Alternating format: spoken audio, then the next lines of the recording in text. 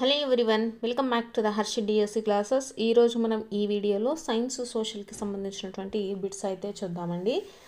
అలాగే ఎవరైతే డిఎస్సికి ప్రిపేర్ అవుతున్నారో డిఎస్సికి సంబంధించి మనకు 4 వీక్స్ అయితే ఎగ్జామ్ అయితే పోస్ట్ పోన్ అయింది కదా, దానికి సంబంధించి ప్రతి ఒక్కరు కూడా బాగా అయితే ప్రిపేర్ అవ్వండి. ఎవరైతే రెస్పాన్స్ షీట్స్ అనేవి డౌన్లోడ్ చేసుకున్నారో వాళ్ళు ఏమైనా అభ్యంతరాలు ఉంటే వాళ్ళు వచ్చేసి గవర్నమెంట్కి చెప్పొచ్చండి. మీ యొక్క కీ కానీ లేకపోతే ఇచ్చినటువంటి క్వశ్చన్స్ కానీ రాంగ్ ఉన్న మనం అభ్యంతరాలు వ్యక్తం చేస్తే దానికి మనకు మార్క్స్ అనేది యాడ్ చేస్తారండి.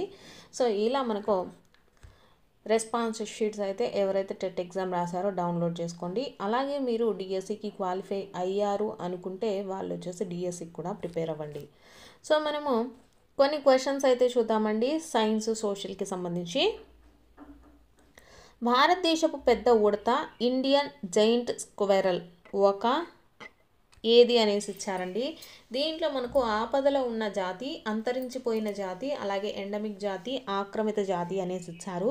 ఇది మనకు ఎండమిక్ జాతి అండి. ఎండమిక్ జాతి భారతదేశపు పెద్ద ఉడత ఇండియన్ జైంట్ స్క్వెరల్ అనేది ఒక ఎండమిక్ జాతి.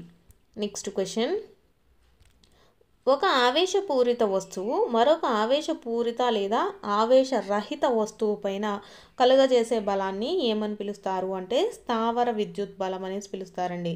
ఒక ఆవేశపూరిత వస్తువు వేరొక ఆవేశపూరిత లేదా ఆవేశరహిత వస్తువు పైన కలుగజేసేటటువంటి బలాన్ని ఏమంటాము? స్థావర విద్యుత్ బలము.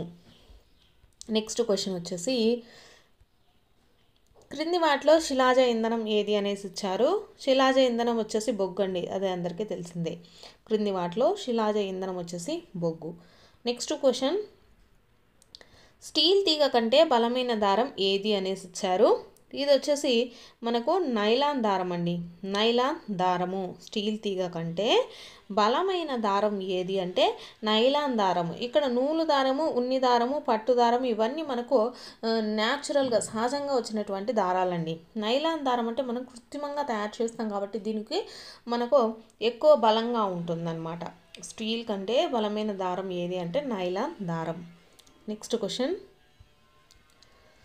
నెక్స్ట్ చూసుకున్నట్లయితే ఉదరం ఎక్కువ భాగంలో కుడివైపున ఉండే ఎర్రటి గోధుమ వర్ణం కల గ్రంథి ఏది అనేసి ఇచ్చారండి. సో మనకు కాలేయం అండి. ఉదరం ఎక్కువ భాగంలో కుడివైపున ఉండే ఎర్రటి గోధుమ వర్ణం కల గ్రంథి ఏది అంటే కాలేయం. నెక్స్ట్ క్వశ్చన్, చేపల వంటి జలచరాలు వచ్చేసి తమ వ్యర్థాలను ఏ రూపంలో విసర్జిస్తాయి అనేసి ఇచ్చారు. అమోనియా రూపంలో విసర్జిస్తాయండి. అమోనియా. చేపల వంటి జలచరాలు తమ వ్యర్థాలను ఏ రూపంలో విసర్జిస్తాయి అంటే అమోనియా రూపంలో. నెక్స్ట్ క్వశ్చన్, నెక్స్ట్ వచ్చేసి ఆకులలో ఈనెలు ఏర్పరిచే రూపురేఖ అంటే ఆ డిజైన్ని ఏమంటారు అనేసి ఇచ్చారండి. సో దాన్ని మనము ఈనెల వ్యాపనం అనేసి పిలుస్తామండి. ఈనెల వ్యాపనం. ఆకులలో ఈనెలు ఏర్పరిచేటటువంటి రూపురేఖ డిజైన్ ఏమంటాము? ఈనెల వ్యాపనం. నెక్స్ట్ క్వశ్చన్ వచ్చేసి, ప్రతి ఒక్కరికి మరుగుదొడ్లను అందించడానికి భారత ప్రభుత్వంచే ప్రారంభించబడిన ఉద్యమం ఏది అనేసి ఇచ్చారండి. ఇది వచ్చేసి స్వచ్ఛ భారత్ అండి. స్వచ్ఛ భారత్. ప్రతి ఒక్కరికి మరుగుదొడ్లను అందించడానికి భారత ప్రభుత్వంచే ప్రారంభించబడిన ఉద్యమం ఏది అంటే Swachh Bharat. Next question, next వచ్చేసి దీని లోపం వల్ల ఎముకలు మృదువుగా అవ్వటం, వంగిపోవటం జరుగుతుంది అంటే మనకు ఏ విటమిన్ లోపం వల్ల? విటమిన్ డి అండి. విటమిన్ డి లోపం వల్ల మనకు ఎముకలు వచ్చేసి మృదువుగా అయిపోవడం అలాగే వంగిపోవడం జరుగుతూ ఉంటుంది. నెక్స్ట్ క్వశ్చన్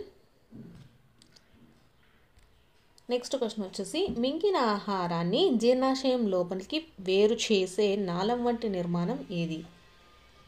మింగిన ఆహారాన్ని జీర్ణాశయంలోనికి చేరవేసే నాళం వంటి నిర్మాణాన్ని ఏమని పిలుస్తారు? ఆహార వాహిక. నెక్స్ట్ క్వశ్చన్, నెక్స్ట్ వచ్చేసి జంతువులతో లాగబడేటటువంటి వాహనానికి ఉదాహరణ అనేసి ఇచ్చారండి. ఇది వచ్చేసి అందరికీ తెలిసిందే టాంగా. జంతువులతో లాగబడేటటువంటి వాహనం ఏది? టాంగా. నెక్స్ట్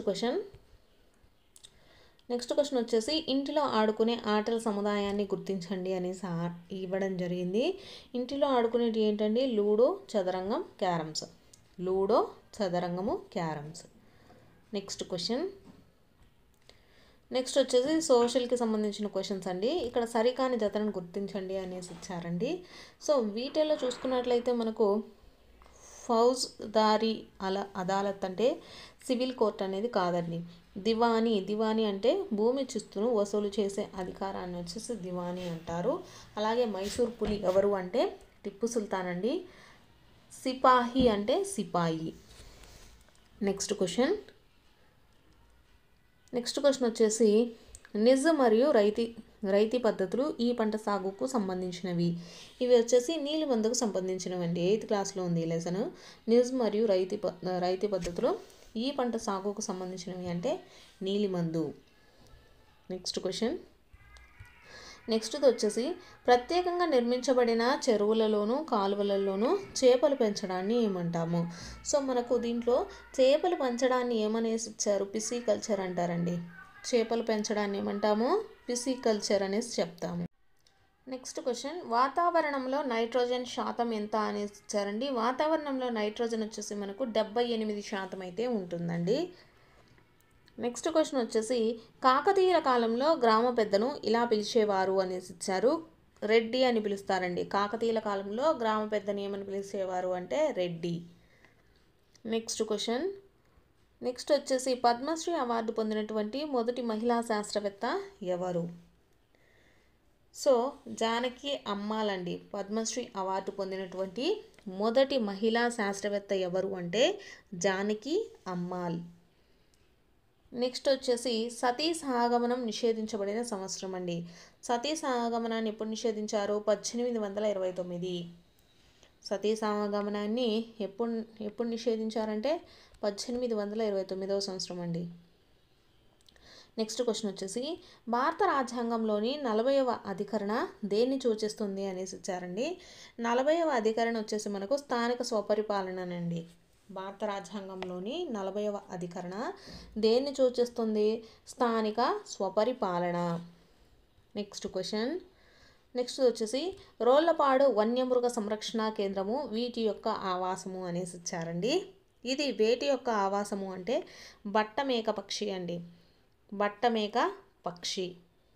రోళ్లపాడు వన్యమృగ సంరక్షణ కేంద్రం వచ్చేసి వేటికి ఆవాసము అంటే బట్టమేక పక్షి. Next question. వచ్చేసి భారతదేశపు మొదటి ఉపగ్రహము ఆర్యభట్టను కక్షలోనికి ప్రవేశపెట్టిన సంవత్సరం ఎంత అనేసి ఇచ్చారండి.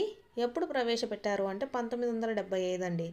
1975 భారతదేశపు మొదటి ఉపగ్రహం ఆర్యభట్టను కక్షలోకి ప్రవేశపెట్టిన సంవత్సరం 1975వ సంవత్సరం. నెక్స్ట్ క్వశ్చన్ అండి. వీటిని ఆంధ్ర కాశ్మీర్ అని కూడా పిలుస్తారు అనేసి ఇచ్చారు. సో దాన్ని వచ్చేసి లంబసింగి అండి. ఆంధ్ర కాశ్మీర్ ఏది అంటే లంబసింగి. Next question. అశోకుడు తన అన్ని శాసనాలలో ఈ లిపిని ఉపయోగించారు. అశోకుడు వచ్చేసి మనకు ఏ లిపిని ఉపయోగించాడంటే బ్రహ్మీ లిపి అండి. బ్రహ్మీ లిపి. Next question. ఇది జ్ఞానాత్మక రంగానికి చెందినది కాదు అనేసి ఇచ్చారండి. సో ఇక్కడ ఇచ్చిన ఆప్షన్స్ వచ్చేసి జ్ఞానము, అవగాహన, వైఖరి, వినియోగం అనేసి ఇచ్చారు. వీటిల్లో వచ్చేసి జ్ఞానాత్మక రంగానికి వచ్చేసి జ్ఞానము, అవగాహన, వినియోగం ఇవన్నీ మనకు జ్ఞానాత్మక రంగానికి సంబంధించినవి. సో చందనిది ఏది అంటే వైఖరి అండి. నెక్స్ట్ క్వశ్చన్ వచ్చేసి సాంఘిక పరిసరాలలో ఇష్టంగా నిర్వహించేటటువంటి అనుభవపూర్వక కృత్యాలతో కూడుకున్నది ఉండేదే ప్రాజెక్టు అని నిర్వచించిన వారు ఎవరు అనేసి చెప్పారండి. సాంఘిక పరిసరాలలో ఇష్టంగా నిర్వహించేటటువంటి అనుభవపూర్వక కృత్యాలతో కూడుకొని ఉండేదే ప్రాజెక్టు అని నిర్వచించిన వారు ఎవరు అంటే కిల్ పాట్రిక్ అండి. Kill Patrick. నెక్స్ట్ క్వశ్చన్ వచ్చేసి నినాదాలు, కరపత్రాలు, కవితలు మొదలైన రచనలు చేయటం ఈ విద్యా ప్రమాణం క్రిందికి వస్తుంది అనేసి ఇచ్చారు. ఇవి దేని కిందికి వస్తాయంటే ప్రశంసా విలువల కిందికి వస్తాయండి. నినాదాలు, కరపత్రాలు, కవితలు మొదలైనవి రచనలు చేయడం ఏ విద్యా ప్రమాణానికి వస్తాయంటే ప్రశంసలు, విలువలు. నెక్స్ట్ క్వశ్చన్ వచ్చేసి మనకు సోషల్ మెథడాలజీకి సంబంధించి సమస్య పరిష్కారంలో అనుసరించబడని దృక్పథం ఏది అనేసి ఇచ్చారండి. సమస్య పరిష్కారంలో అనుసరించబడనిది. సో ఏది అంటే ఉత్పాదకాత్మక అండి. ఉత్పాదకాత్మక అనేటటువంటి దృక్పథం అనేది దీంట్లో ఉండదు. మనకు సమస్య పరిష్కారంలో వచ్చేసి ఆగమనాత్మక, అలాగే నిగమనాత్మక, విశ్లేషణాత్మక పద్ధతులు అయితే ఉండడం జరుగుతుంది. నెక్స్ట్ క్వశ్చన్ చూసుకున్నట్లయితే సాంఘిక శాస్త్రంలోని మొత్తం విద్యా ప్రమాణాలు ఎన్ని అనేసి ఇచ్చారు. మనకు మొత్తం 6 విద్యా ప్రమాణాలు ఉంటాయండి. సాంఘిక శాస్త్రంలోని విద్యా ప్రమాణాలు ఎన్ని అంటే 6. నెక్స్ట్ క్వశ్చన్ వచ్చేసి ఒక చారిత్రక సంఘటనను వ్యక్తపరచడానికి ఈ పద్ధతి అనువైనది అనేసి ఇచ్చారండి. ఏ పద్ధతి అంటే నాటకీకరణ పద్ధతి అండి. నాటకీకరణ పద్ధతి ఒక చారిత్రక సంఘటనను వ్యక్తపరచడానికి అనువైనటువంటి పద్ధతి ఏది? నాటకీకరణ పద్ధతి.